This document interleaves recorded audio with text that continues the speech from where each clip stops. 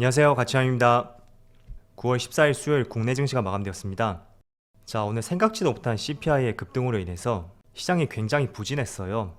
그렇지만 다행히도 시가를 조금은 회복하는 모습이 나왔고, 전날 시가 부근에서 지수가 많이 상승이 나왔지만 그래도 돌파하지 못하고 마무리가 되었더라고요. 그래서 어쨌든 오늘 같은 경우에는 어제 갭을 메꾸었다. 시장이 워낙 안 좋았던 만큼 그 정도로 의미를 한번 부여해보고요. 그래서 코스피는 마이너스 1.56%, 또 코스닥은 마이너스 1.7%, 오늘은 1%대의 급락으로 마무리되었습니다. 자, 그리고 코스피 상위 종목들을 보면 어제 강세 흐름이 나왔었던 반도체 관련주들 두 종목이 모두 2%대의 하락이 나왔는데, 그래도 어제 상승폭을 모두 훼손하진 않았던 것 같아요. 그리고 대표적으로 2차전지 관련주 오늘 두 종목이 빨간불이 들어왔고, 아마 시장에서 가장 강했던 업종이었다고 저는 생각이 되고요. 그 외 다른 종목들은 모두 지수의 움직임처럼 그렇게 썩 좋은 흐름은 아니었습니다. 그리고 코스닥. 자, 코스닥도 2차전지 소재기업 LNF가 빨간불이 들어왔고, 그리고 에코프로비엠은 그래도 지수 대비 선방을 했네요. 아울러서 폐배터리 관련주 에코프로하고 성일하이텍, 이 두 종목이 급등이 나왔어요. 성일하이텍은 최근에 워낙 많은 상승이 나오다 보니까 처음으로 코스닥 상위 종목 내에 포함이 되었고, 오늘도 2차전지 내에서 폐배터리 관련주의 흐름이 상당히 좋았습니다. 자, 이어서 코스피의 수급을 보면 오늘은 기관과 외국인의 양매도가 나왔어요. 그렇지만 여기서 한 가지 주목해볼 것이 있다면, 추석 연휴가 끝나고 나서 외국인이 4천억 규모의 순매수가 들어왔거든요. 그런데 오늘은 1,600억 밖에 순매도가 나오지 않았습니다. 그 말은 무엇이냐면, 어제 미국 증시가 급락이 나왔고 예상치를 상회하는 CPI 지수 발표가 있었다고 하더라도 외국인의 이탈은 그렇게 많지 않았다, 이렇게 이해를 해보시면 좋을 것 같고, 그리고 오늘 연기금은 최근 한 달 사이에 가장 많은 순매수를 보여주었어요. 그리고 코스닥. 자, 코스닥도 외국인의 순매도가 있었지만 어제 순매수 폭에 비해서 극히 일부분이라는 것을 볼 수가 있고, 기관도 어제 매수세보다는 적은 매도 규모가 나왔죠. 자, 그리고 바닥을 잡았나? 라는 생각이 들었던 삼성전자, 오늘 2% 가까운 하락이 나왔지만 그래도 다행인 것은 외국인의 순매도가 크지 않았었고 기관도 마찬가지였어요. 이어서 SK 하이닉스는 오히려 외국인의 순매수가 들어왔고 기관만 나홀로 순매도가 나왔습니다. 자, 그리고 다시 한번 20만원을 이탈했던 현대차는 오늘도 외국인의 순매수가 들어왔고 기관만 오랜만에 순매도가 나왔네요. 그리고 삼성 SDI는 오늘 기관과 외국인의 많은 순매수가 들어왔고 3거래 연속으로 순매수가 이어지고 있습니다. 자, 이어서 주체별 매매 동향에 대해서 살펴보도록 하겠습니다. 9월 14일 외국인이 가장 많이 매수한 종목은 삼성 SDI, SK하이닉스, 성일하이텍, 에코프로, LNF, 이런 종목들을 순매수했고, 그리고 기관은 삼성 SDI, LG에너지솔루션, 삼성바이오로직스, SK이노베이션, 고려아연, 이런 종목들을 상위 종목에 올렸네요.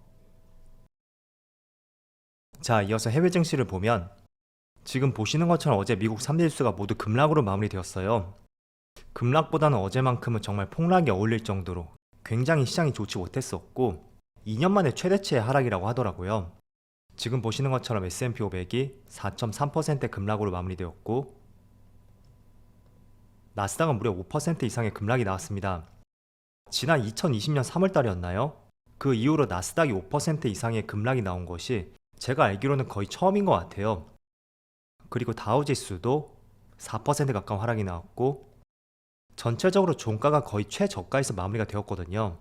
자, 그래서 국내 시장도 그 영향을 받고 있다 볼 수 있고, 아울러서 아시아 증시를 보면 일본 니케이가 2.5%, 대만은 1.5%, 그리고 상해지수도 1% 급락이 나오고 있습니다.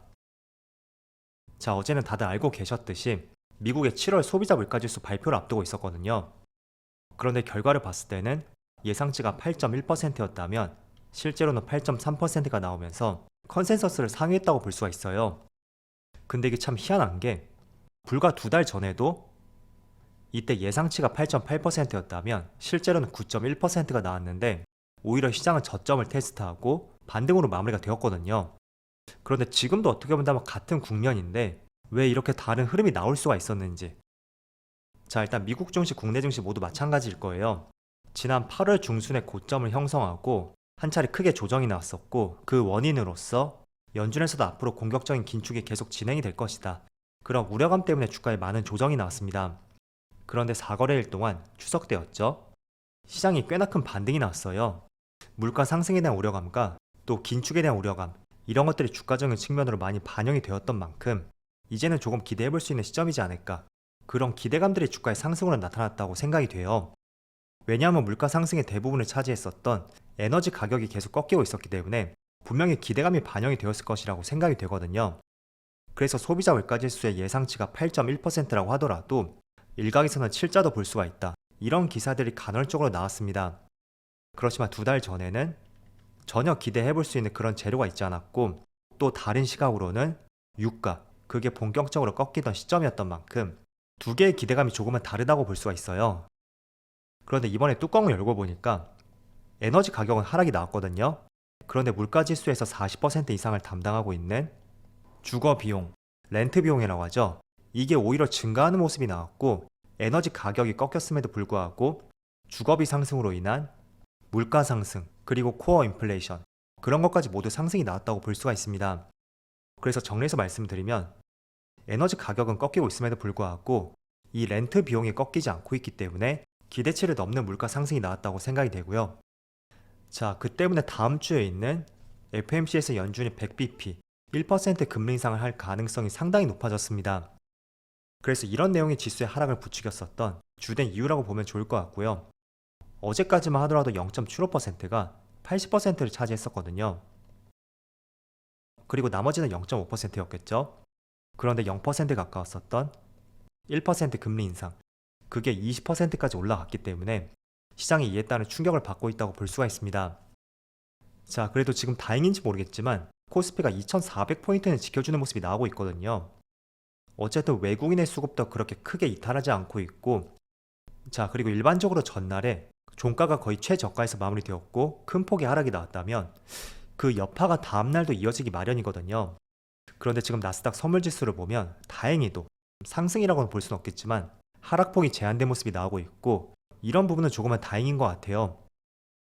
그래서 어제 미국 시장하고 국내 시장까지 모두 크게 급락이 나왔다고 해서 다시금 지난 6월달처럼 크게 우려감을 나타내시는 분들이 많으실 텐데, 조금은 다른 시각으로서 지수가 2400포인트를 지켜주는 모습이 나오고 있고, 또 두 번째는 지난 6월과 다르게 외국인의 이탈이 크지 않다, 그 점하고, 그리고 물론 오늘 환율이 크게 급등을 했다고 해도 유럽 중앙은행에서 같이 기준금리를 올림에 따라서 최근에 달러 견제도 같이 들어갔단 말이에요. 그리고 또 한 가지를 짚어본다면, 물론 예상치를 상회했다고 하더라도 절대적인 위치만 본다면 지금 2달 연속으로 CPI가 꺾였다고 볼 수 있으니까 오늘 크게 맞았지만 조금만 더 인내를 해보고요. 그리고 오늘 흐름을 보면 물론 종가는 마이너스가 될 것 같아요. 그렇지만 저점에서 지금 많이 올라왔거든요. 그것도 조금은 지난 6월과 다른 시각으로서 볼 수 있는 하나의 자료가 될 것 같고, 과거의 2270포인트 여기만 이탈하지 않는다면 제가 항상 말씀을 드리지만 쌍바닥 내지는 저점을 올려가면서 또 시장이 돌아설 수 있는 기회를 엿볼 수가 있겠죠. 자, 그래서 많이 실망을 하셨겠지만 연준에서 연말까지는 기준금리가 5% 내지는 6%까지 그 정도 떨어질 것으로 예측을 하는 만큼 어쨌든 컨센을 조금 상회했고, 이번에 행여나 1% 올린다면 다음번 FMC에서는 분명히 이거보다는 낮아질 가능성이 높을 거예요. 그렇다면 시장도 금리 인상에 대한 정점, 그런 것들을 예측을 해볼 수가 있고, 제가 어제 말씀을 드린 것처럼 지금까지 미국 시장이 금리 인상을 했을 때 그 초반에만 주가의 변동성이 있었고 그 이후부터는 지수가 또 상승이 나왔었다, 그 점을 대입을 시켜서 또 시장을 바라볼 수가 있을 겁니다. 그래서 시장에 대해서 이렇게 말씀드려보고, 자, 그리고 오늘같이 어려운 시장에서 오늘 2차전지 관련주가 가장 강세를 보여주는 것 같아요. 어제는 반도체 관련주가 강세를 보여줬다면 물론 저점에서 많이 올라왔죠. 그렇지만 유일하게 2차전지 관련주는 지금 삼성 SDI를 중심으로 빨간불이 들어오고 있고, 또 에너지솔루션도 소폭이지만 빨간불이 들어오고 있습니다. 그리고 포스코 케미칼도 마찬가지고요.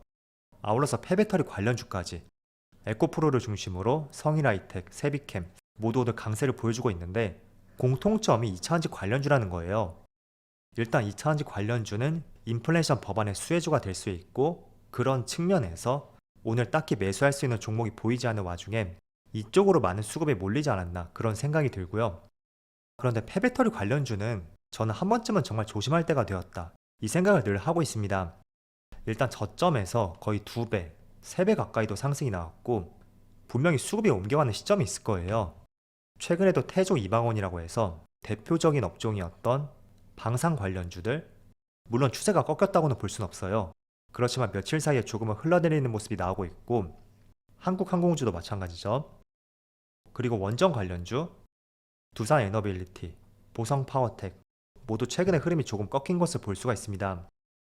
그래서 폐배터리 쪽은 항상 조금은 짧게 대응할 수 있는 그런 관점을 가져보시고, 만약에 내가 조금은 길게 대응을 해보고 싶다, 그럴 경우라면 전통적인 2차전지 관련주, 셀기업이라든지 양극재, 음극재 그쪽이 조금 더 매력적이지 않을까, 저는 그렇게 바라보고 있습니다.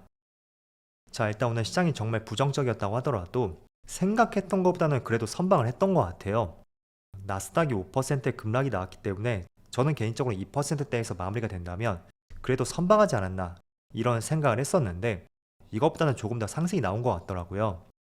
그래서 개인들마다 기준의 차이는 있겠지만 어쨌든 그래도 국내 증시가 많이 선방을 했다고 생각이 되고, 오늘 밤에 어떤 흐름이 나올지 모르겠지만 현재 나스닥 선물지수가 그래도 빨간불이 들어오고 있는 만큼 오늘 밤에는 조금은 충격에서 벗어날 수 있는 미국 증시의 흐름을 같이 한번 체크해보자고 말씀을 드리겠습니다. 자, 그럼 오늘 영상 여기서 마치도록 하고요. 언제나 여러분들의 성공 투자를 기원하도록 하겠습니다. 감사합니다.